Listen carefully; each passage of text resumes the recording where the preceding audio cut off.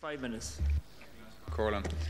First of all, it's very reassuring that members of the opposition acknowledge the brilliance of one of our current ministers, Ruairi Quinn, in founding the CE scheme and what it has provided to the community throughout Ireland. I think it's worth noting that the budget was something that most of us hadn't seen as a process heretofore. And the reaction by not only the opposition, but more so the government, was that there was something amiss in the budget. And it wasn't Sinn Féin, Fianna Fáil, but the Labour Party who said this needs to be reviewed immediately, called for it in the National Airways, as I did myself, and went downstairs and said, we're going to have to try and address this. And if you're to be real about it, if you're to be real about this, we brought the Minister downstairs, and it's as simple as this. We all recognise the social benefits, we all recognise the personal benefits, we recognise the financial benefits, but more importantly than all that, it's providing hope to people at this time. And we have never been in the position where we are now as a country. As a state, things have never been financially worse. And we're going to have to make measures, but reducing everything to €500 showed a lack of knowledge by the department that €500 showed a lack of knowledge as to what it was CEs needed to be sustained.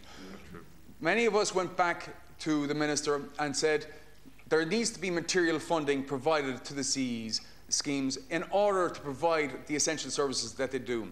And I think the measure that has been taken by the statement by the Minister shows that there's a level of flexibility and compassion towards CE schemes, and all CE schemes are now entitled to materials of up to €1,000.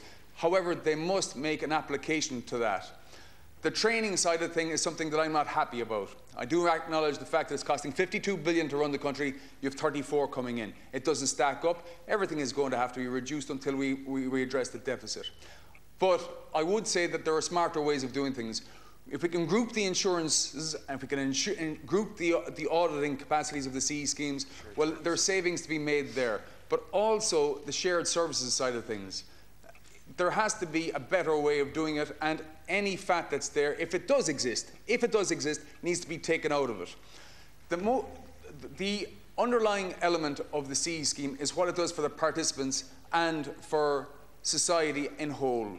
From the Meals on Wheels to the community-based drug rehabilitation to the tidy towns and project and marketing development. And there has never been a more difficult time to be in government, and we don't want to be making these cuts. And there are cuts that are going to be made at the next budget that are going to be unpalatable to people as well. But now is not the time for leaving go of the wheel. You're in the eye of the storm, and we've got to come out the other side. And we're asking people to come with us, not against us, because you don't need the rural and the city divide. You don't need the public versus the private divide either. But if this can be done smartly, the review process will do that, and we should look at the FÁS buildings that lie empty throughout the country as to whether or not training can be provided in there at a cost to the FÁS agency rather than privately doing it outside. I know of instances throughout my own county where the training funding wasn't utilised to its max. So you could say it's a €500 reduction. In some cases it's not, in some cases it is as well. But the review process is something that should happen before you make the cuts, and it also is unfair for a minister to have to implement something in a budget which he hasn't even got control of it until a month's time after that, and took 700 people into her department after that as well. Thank you for your time. Thank you, Deputy.